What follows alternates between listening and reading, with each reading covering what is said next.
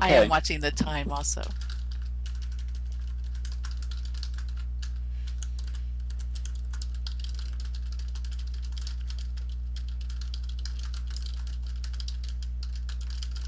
And just to let you know, I hear someone typing. Oh, thank you. That's me. I'll Yep, no turn my. I have to worries. turn my. That's a good excuse. I need to turn the interface on again for a second. Sure, sure. Thank you so much. I You're thank welcome. myself too.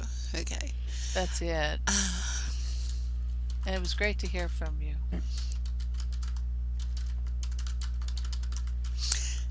Likewise. Let's face it, people are what makes a conference great. Oh, and my Betty, dog's making it in. Betty, Yay. they can. The usual noise, honey, is picked up on this super sensitive microphone. I So believe please, honey, can you just We're wait? at the we're Andy, live. we're at the top of the Yeah, we're Okay. hour. live. Ready? Yes. Okay, let's see. Hello, everyone, and welcome to our Blazing World adventure. I'd like to introduce our speakers, Spinoza Quinnell, Lear Lobo, JJ Drinkwater, who will be backing us up in the audience, Frankie Antonelli, and Algernon Loire, who are with us in spirit. Let me introduce my amazing team. You know, I am so blessed to work with these people at Virtual Harmony, and we do so much. We're in our 16th year. And I promised to give out the speakeasy card. Let me do that real quick uh, for our listening audience. So I will say everyone who's near me gets a copy of this. There we go.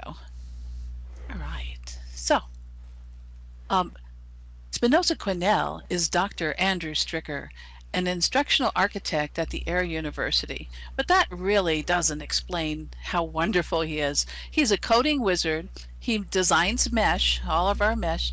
He's a sim host. He hosts our open sim servers.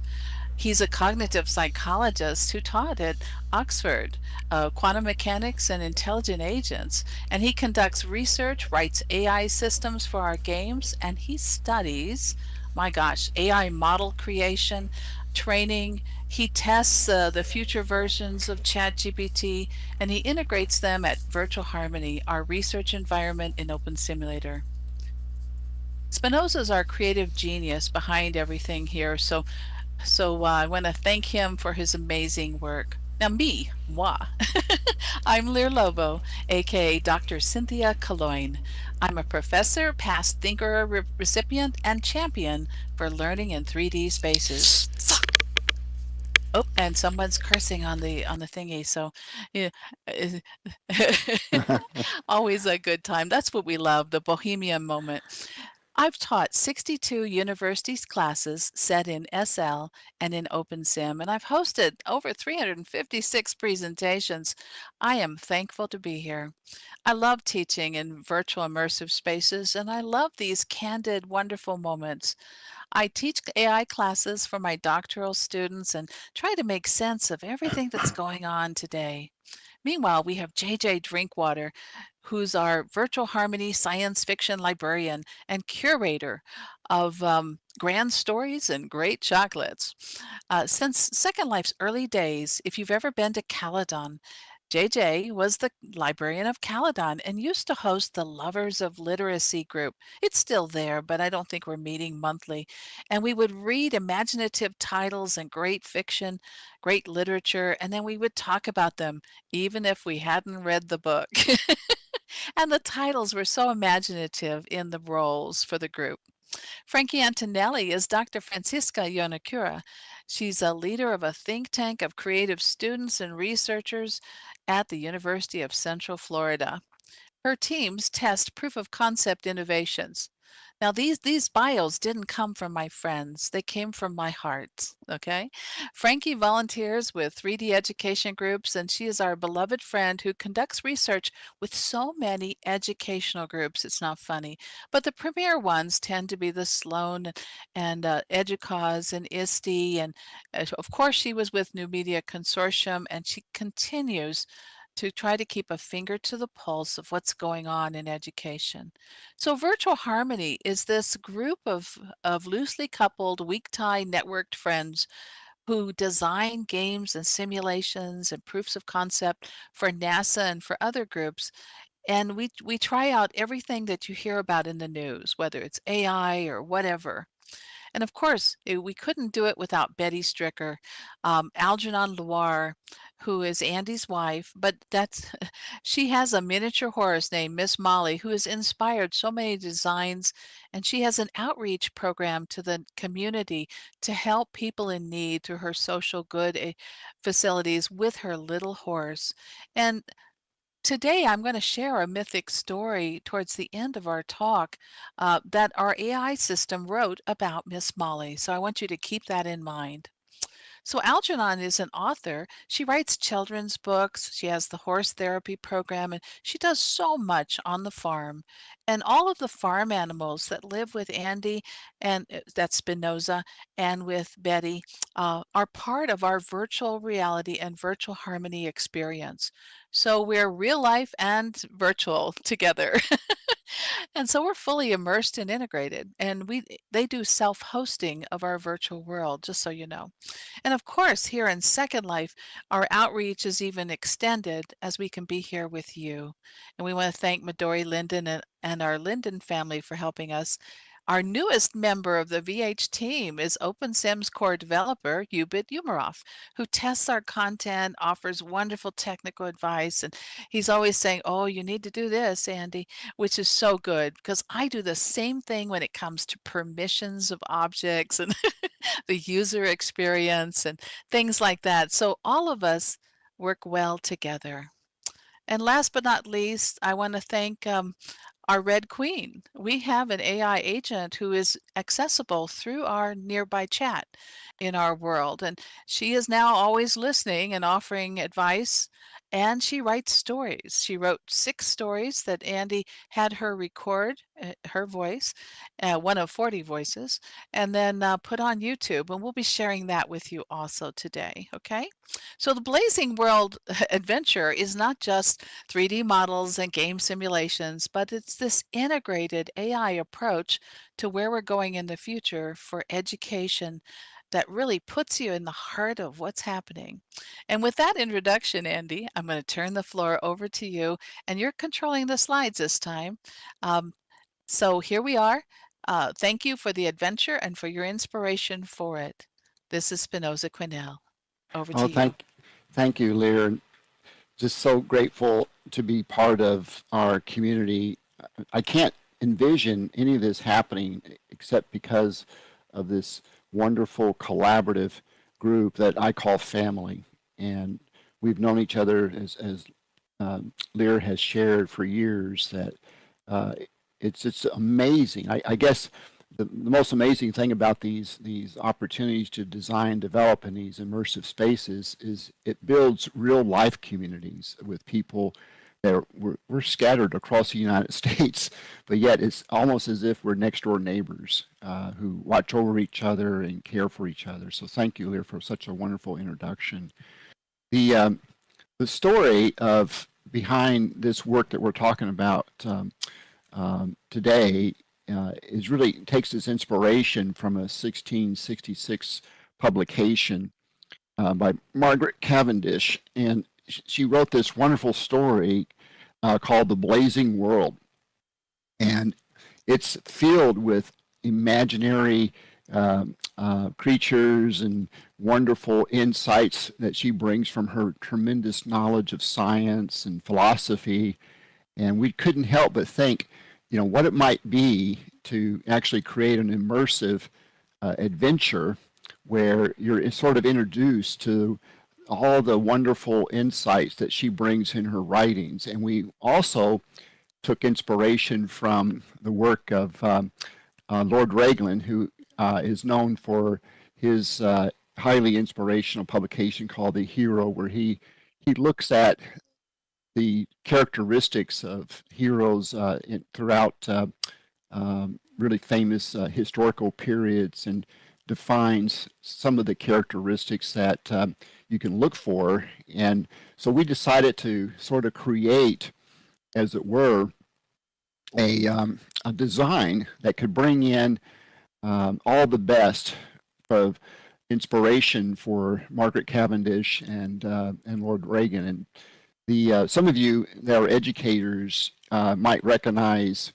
the model that I'm going to show here in a minute, the hero's adventure journey that Joseph Campbell further developed from Raglan's work. And this is something that we've been using in higher education for several years to basically create these really wonderful discovery-like learning simulations where people can actually, engage in a very difficult challenge but have fun doing it. So the model looks something like this, and it starts out with a call to some adventure where you're presented with a challenge. It may have more than one solution, and you have to weigh the costs and benefits. The National Science Foundation has used this model to really invigorate curriculum in higher education. Vanderbilt, Harvard, Northeastern, University of Texas, Austin, and has used this model in their bioengineering curriculum, and it's been very successful to engage students. And we thought, well, what would it look like if we took this model, the hero's journey, and applied it in a 3D immersive space and take advantage of all the highly interactive characteristics of working with objects that actually do something when you and get engaged with them and share that experience with others. So you can go through our hero's adventure as an individual, or you can go through as members of teams. I'm going to pause you here for a minute, Yes. Andy. Go back a slide. Oh, There yes. you go. There's a lot going on here. And of course, I don't know if you've been looking at the chat, but, and please, to the audience, I didn't tell you, but you are welcome to ask questions interactively as we're going. But you'll notice many of you are very familiar with Joseph Campbell's work. Absolutely. And of course, a few of you may be thinking, where's refusal to take the call? Or where's this? Where's that? Because there are additional steps that we see either in the Hero's Walk at Whole Brain Health Institute or at some of the other groups. And of course, this conference, the theme is mythic origins. So we're mapping back to the theme of it, but we're also thinking about the power of story, to transform lives. And whether it's the lives of the characters we're studying or it's our lives, right? And I attend a lot of writers' conferences. I've been to 18 of them. And I'll transcribe this in a moment here for our listening audience. But one of the challenges is I didn't realize the difference between science fiction literature or genre fiction and literature. The difference is that in literature, in the genre literature, the characters advance, don't they? And in good literature, the reader transforms. So the difference for us is whether or not we're thinking about the science fiction story or the, propelling the characters through the story, or are we thinking about our learner and how the learner is transformed by the experience? And that was the part I wanted to flag for this slide. And now I'll transcribe that for those here in the audience. Back to you, Andy.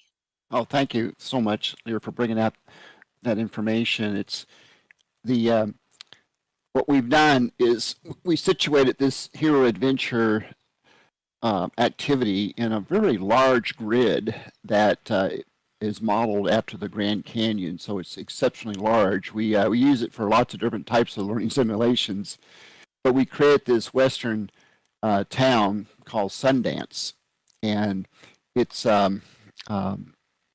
as you see in the visual here, has a main street where you explore and you basically have lots of objects to interact with and get clues. So it's a sort of, if any of you have ever heard of the Dead Boat Mystery Society games, it's sort of designed in that same way where you search for clues to solve the puzzle, as it were, associated with the adventure. And so you go through and explore. And all around the town, through the canyons, there are trails, and we have horses that you can get upon on your avatar and ride the trails, and each journey along those trails presents additional clues. The overall adventure is pretty much designed on the story that you know, has an innocent person that's accused of a crime, and we got the plot basically from To Kill a Mockingbird. So the Mockingbird story is actually been transformed into an Old West setting where you have an innocent person who's locked up in jail, and you're asked to actually look for evidence whether he is guilty of the crime that has been charged against him, and he's in a sort of a dire situation. So as you go through, you try to get evidence associated with whether or not he is innocent or guilty. And we wanted to highlight, as part of this adventure, a code of the West. We have always wanted to emphasize virtues and ethics in the things that we address in our simulations. So with this particular activity, we're asking participants to evaluate, does the Code of the West have any relevance or meaning for them in current modern life? Is there things about the Code of the West that you think is not applicable any longer for the types of situations that we are facing in modern society and so forth? So you're reflecting as each part of the adventure upon the Code of the West. And so part of the code is situated around the Old West myths that these themes address. So we've got interesting characters that you'll interact with through the adventure. We have a pretty vast frontier that you can explore. We have conflict and confrontation associated with the adventure that you encounter. We have an opportunity for you as the hero to see justice is done.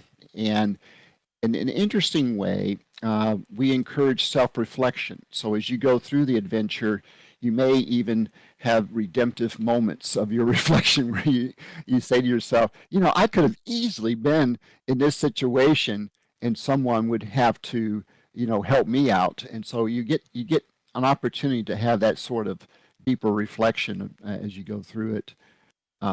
There is an element of honor and sacrifice associated with the story plot, and of course, you'll engage with several sub-stories that have mythic origins. And Sen talked about the Red Queen involvement with creation of these stories, and I'll highlight that here as we go along. So what we did was we took our AI. It's using, we have the settings for GPT 3.5 Turbo and 4.0 that has with different things that we have it generate. So the Red Queen, the AI engine, with our prompts, created 6 stories that emphasize the Old West myths and in line with the code. So the AI engine generate these images that you see, and they generate the stories, and then the AI agent generate the audio tracks and helped us with the video production. So you can actually see that see these on YouTube. Yeah, let's So, pause here for a oh, moment, sure. Andy. So while we're looking at these list of qualities that we feel is important to the Code of the West, you had reminded me that you work with the Air University and with military personnel, and you were asking them, when it comes to ethical principles and our standards today, what we believe is the right thing to do, how we know right from wrong, and what we would like our AI systems to learn and know how to use. Do you think this code still applies today? And I would like to ask the audience that, whether you're listening on Oh, YouTube or excellent. here locally. Yeah, what do you think about the code? And let me go over them for anyone who isn't seeing the slide per se. Live each day with courage. Do we do that? And if in the audience, go ahead and tell me, give me a yes or no. What do you think about that? It doesn't even have to be yes or no. How do we live each day with courage? For me, sometimes it's just getting out of bed. I'm high energy, but I also get real tired. Take pride in your work, right? Uh, the things you do, and we don't mean to be prideful per se, but to the quality of it. It doesn't just matter because it's quality, but because it's shared. See, it's this notion. Yeah, Buffy says, I try especially when facing something scary. And Day says, Day Miami, yes, it seems like the more and more we are getting back to an old West mentality. Well, that's important for us to realize because the power of story is not just in the story itself, but like I was saying about literature, it's how it transforms us. Okay. Always finish what you start. Well, of course, that began with your mama saying, finish your food, eat your dinner. Do what has to be done. To me, that is an important one because sometimes it feels like we want to just step back for a moment and take a breath, because there's so much going on in the world, but someone's got to get the work done, got to get her done. And for educators especially, is there anyone who can easily step into your role and just take over for a month if you needed a month off immediately? That's not easy for us. We are so responsible. Thunder adds, I think you can change your mind and quit something you started sometimes. That's true. And some of us have retired, right? But retirement doesn't look like it used to do, right? Many of us may be semi retired or retired, but you know what? We're still working. We're still transforming lives and shaping the future through conferences and through our outreach. Ride with the brand. Oh, that's a good one. We're doing that right now at this conference, okay? Uh, Hanging with people who excel and who inspire us, to do so much more. When you make a promise, you keep it. Talk less and say more. Mark Twain had a quote about that. Now, I am going to turn the microphone back over to Spin here in a moment, but Mark Twain said, it is better to be silent and be thought a fool than to speak up and remove all doubt. And I think about that all the time and I say, too bad, Samuel. I'm going to say it anyway. Ah, and then, of course, my other favorite from him is always do right. This will gratify some and astonish the rest. And then show respect and help others.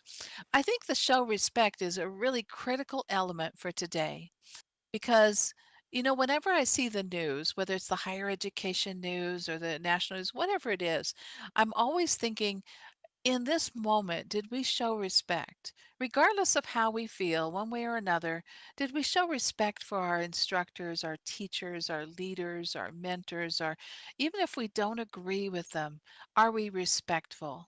And I think this is a critical element that we're expecting our AI systems to embody and embrace all these ethical values and intrinsic code of the West, right? And yet, I think we have to reflect it in our daily walk and in our communities. Um, Many of you know that later I'll be talking with the social good community. And of course, I think of all of you as part of that social good community because education is. We are leaders who are transforming lives and inspiring greatness in our students. And so we want our stories to continue that. Well, Andy, I'm going to turn the floor back over to you and type some of that I just Okay. said. Okay. Over to you.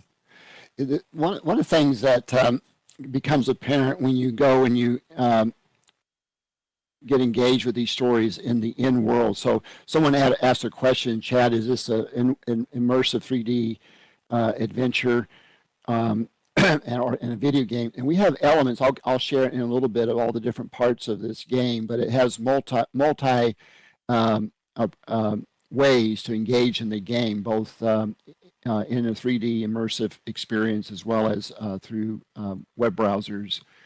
But the six different stories actually represent different phases in the lifespan. And so as you go through each story, you can associate and possibly identify with the main characters in a story at different ages of your own experience in life. And as I mentioned earlier, the expanse of the game, how it's played in the immersive realm, is fairly large.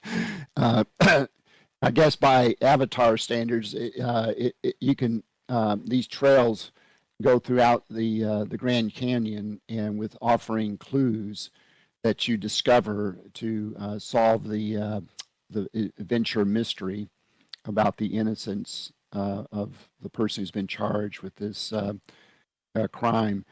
And basically, there is a gold mine outside, right near the town of Sundance, and the stranger who comes into town is suspected of having taken the town's wealth in gold from the gold mine. And so that's what the crime is centered around. And you're to find out what happened to the gold and is the stranger innocent or not. And so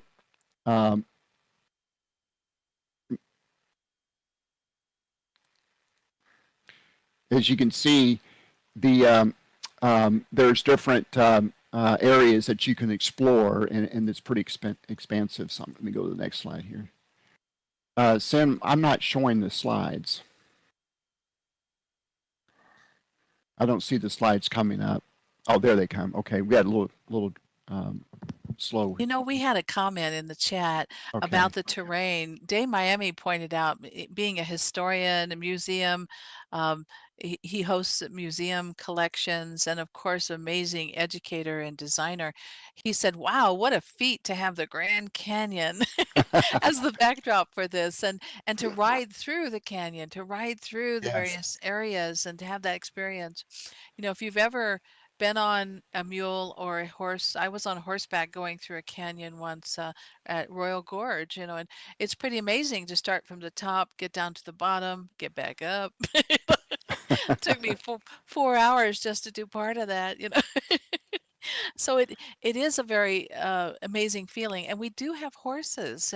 We thanks to other grid owners, someone donated us a horse that has some animesh, but it's not like the beautiful content you have here. You have to put our horse on in 3 pieces. So you get to pick the body, the head, and the You tail. become Yeah. the horse. I'm the As horse, you you're ride it. wearing it. But it's so much fun because once you're wearing it, it has that feeling of authenticity. And that's what's so wonderful here in Second Life with all the Animesh horses and the amazing experiences you can have by feeling like you're right there. And of course, Betty's always teasing us saying, I have real horses. They're very different than but there's something that happens that transforms us when we're wearing the horse and we're on it and we're riding along, collecting this data, thinking about the adventure. And of course, the last time I think that Ubit was there, we played a bunch of games that included some browser-based games. So in the world, we have objects that will, similar to your Mediana Prim or something else, will allow you to load any of the web-based games or Web 2.0 stuff. And so we actually had a little game of poker, and we had you know, some silly things that help set the context, the setting of what's going on in the action. That what I love is the integration of technology and how the virtual world is this amazing integration space, right? Where we can bring in the AI components, we can fully integrate them, and we can, and they don't have to be a chatbot or something that's just sitting over the side. They're actually part of the story, see? Yeah. And that makes a great difference when you're struggling. Because imagine if you were here and you were trying to use some technology and you were struggling a little bit. Wouldn't it be nice to always have someone who has some answers, and our version's a little bit different than what you might use in Gen AI. Many of you have heard me talk in the past about how I'm not fond of AI when it hallucinates, right? which means tells me the wrong answer, right? I always like answers that are either relevant or I don't know. The power of I don't know is really important. So, it, our AI system does not go around giving you false information, fortunately. So I'm thankful for that. And it's because of the model. Andy, could you talk just a moment about your work with the AI model and what you've done to integrate that and the analytics behind the scenes and all these other components? Yeah, let me jump to that slide real quick, and we can talk about that. If you're seeing them, I'm not sure. We got a little bit of I delay on the see it. slides. Yeah, Okay, good. Okay, I'm so seeing so it. you It looks see good. the components. Okay, all Well, the this is the simulation simulation tools. tools, so just talk to this one, and I have a Okay, yep. speakeasy on it too. Yeah, Oh, that's go ahead. awesome. Well, so as some of you in the audience have wondered about, all the different parts, and there is multiple parts to create the game elements associated with this. But we have an adventure workbook that you can complete, that you keep track of the clues, and from the clues that you obtain both with the tool sets and from your discovery process going through the town, the canyon trails. And we have a gallery that you go in, participate in the stories, and we even have a adventure wheel where you basically have to solve uh, some of the Western themes using the wheel and to get clues that is then fed to a crossword puzzle. And like I said earlier, this is like the Dead Boat Society model, right? We have all these different ways that you have to obtain clues to solve the mystery. And we've done the same thing. So people that have tried this find that each particular tool set used in this adventure appeals to them for creating that little spontaneity and fun associated with solving the mystery. And then we also, as Sen Lear talked about with the AI components, we have AI built into the immersive 3D space, and you can through the chat talk to the Red Queen, and we named our AI agent the Red Queen after Lewis Carroll's Red Queen, who is really trying to help Alice as she evolves in her journey in the story, and we've taken the same approach with ours. The if you're on the website for the tool sets, you can interact with the Red Queen, and you can interact with the Red Queen in the immersive space.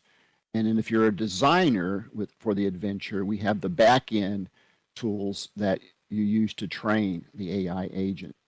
So you can actually go through a sequence of helping the AI agent understand the context for the adventure game and so forth.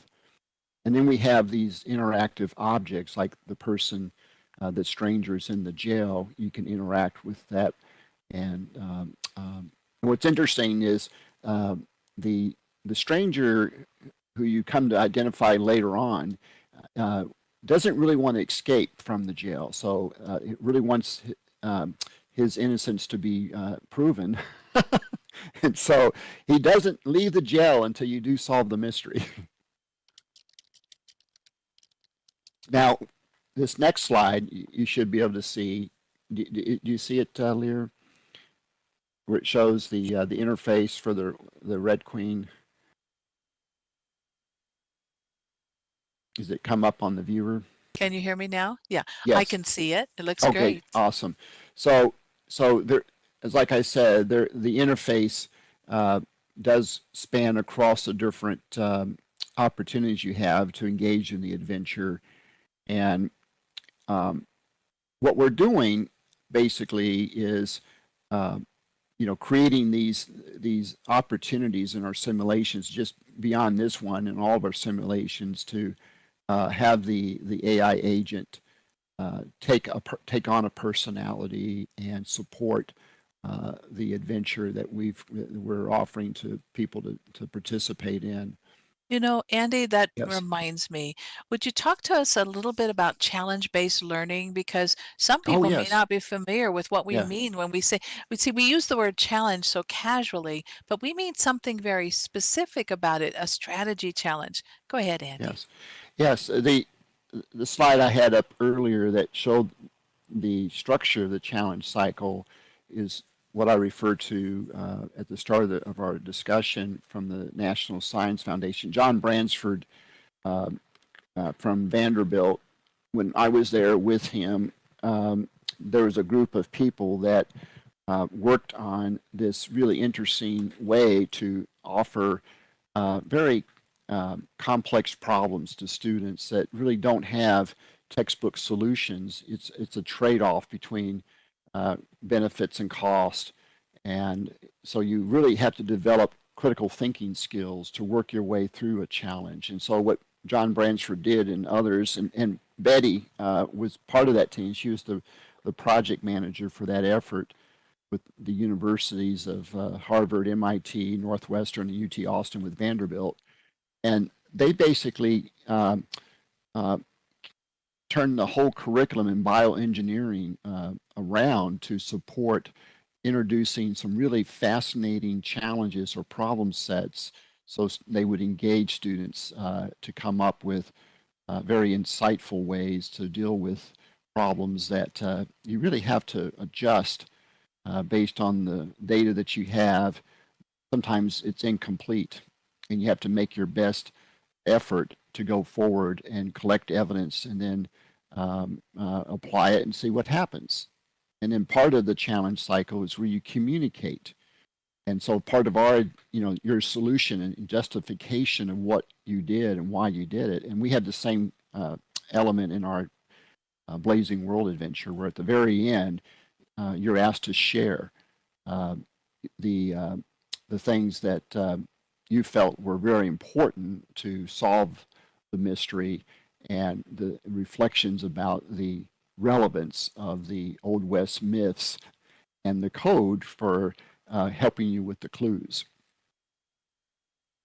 And I'm going to go to the next slide here. So you should see on this slide the data interface that we have. So on all of our simulations, we build a back-end database because we're collecting all the data that takes place.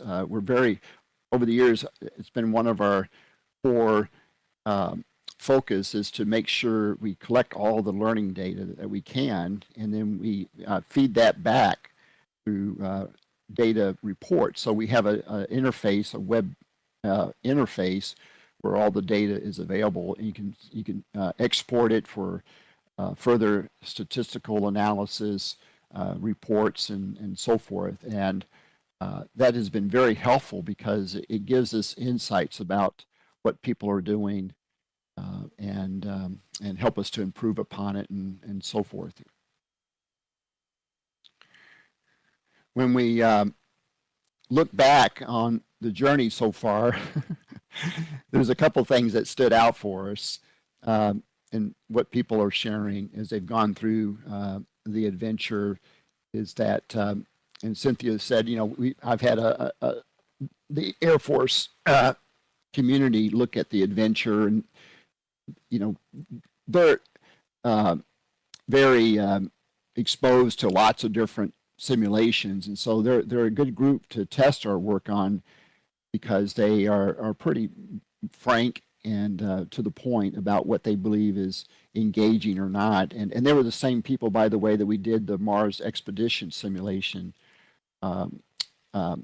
several years ago. Do you want to share a little bit about the Mars one, Cynthia? Yes, Andy. The Mars Expedition Strategy Challenge was the formal name for it. And many of you know that in 2010, we received the grand prize at Defense Game Tech from the Federal Virtual World Challenge, which was, they didn't have a grand prize when we went. They had a first place, second place, and third place. I got a second place for my Tube Becomes a Lamp, which teaches people beginning and intermediate design and texturing skills in 10 minutes or less.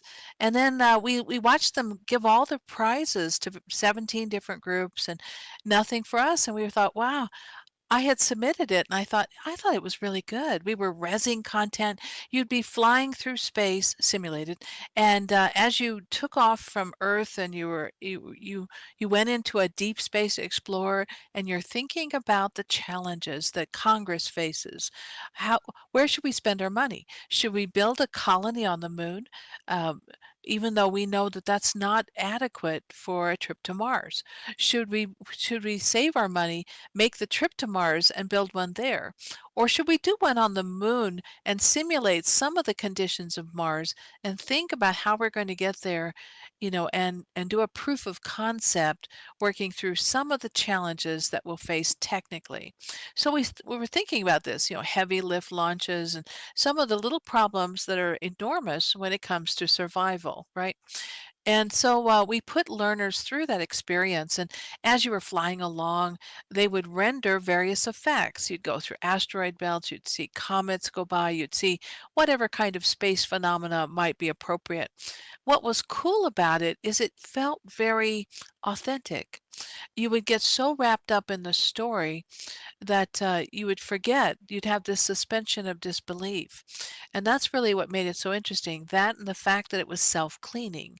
In other words, he renders content when you draw near it.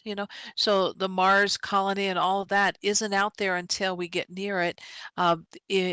For the International Space Station, it renders when you get near it, and then of course if it doesn't render, you have a performance issue, and boy, docking is going to be rough, right?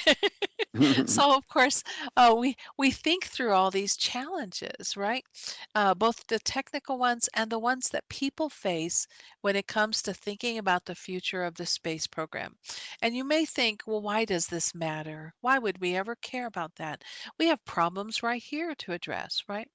Well, we think of it in terms of innovation, advancing our society, and thinking about, um, you know, where are we going and how are we going to get there, right? So we use these challenges to have these very grand dreams. Now, Andy talked about uh, the model and the analytics behind it. Andy, we gave a talk. It was about 6 years ago, and I don't know if you recall, but you had Alexa turned on at the time. You remember that one? Yes. And here we were presenting. It might have been this conference or another, and we were presenting, and Andy was talking about how some of the Air Force educators were wearing head-mounted display devices or plan to, right? And anytime you deprive someone of some of their senses, how do they interact in the virtual world, right? And we do this inside outside kind of thing. So those of you who know us know that even though we migrate some of our virtual world grids over to um, a meta app, right? We always think in terms of how does the meta app look to the virtual world and how does the virtual world look to the meta app. So we always think in this integrated fashion, this inside out, observing one another and blending the parts between them, right? Well, anyway, we were talking, and if you remember, Alexa started chiming in and she started talking too. And Andy had written a voice app for Alexa, which is an appliance from Amazon Prime that, of course, is like Siri or another, right? But she starts talking and chiming in on our talk. And he had written this voice app so that instructors could interface with the analytics engine and get feedback from the statistics. What's happening in the game with our learners, and can we get any feedback from it live, while we're inside. So they were using voice commands to interact with that, and that's the thing that I loved is we are like mad scientists trying out technology and saying, I wonder if we did this, what would happen next? I wonder if we and so that's the beauty of what we do is this playful spirit, this try it all and see how it goes. Thanks. Day Miami's has a question for us. Let's see. How do we get access to this grid? What kind of computer do you need to run this program? I take it this is not going to run on a Chromebook. Well, probably not, Day. I'll field the first part and then turn it over to Spin. Um, you know, we were using Second Life for many years, but you notice in 2011 things got a little rough in Second Life when the organizational structure shifted and the education policy changed. That, of course, has reversed quite a bit under Midori, Linden, and others who are just visionaries to really strengthen our virtual world education consortium and all the things that we're doing today, right? But our group migrated. It was kind of like the Tower of Babel.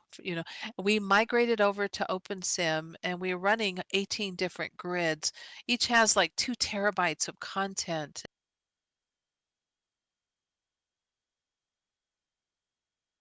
Right, Andy?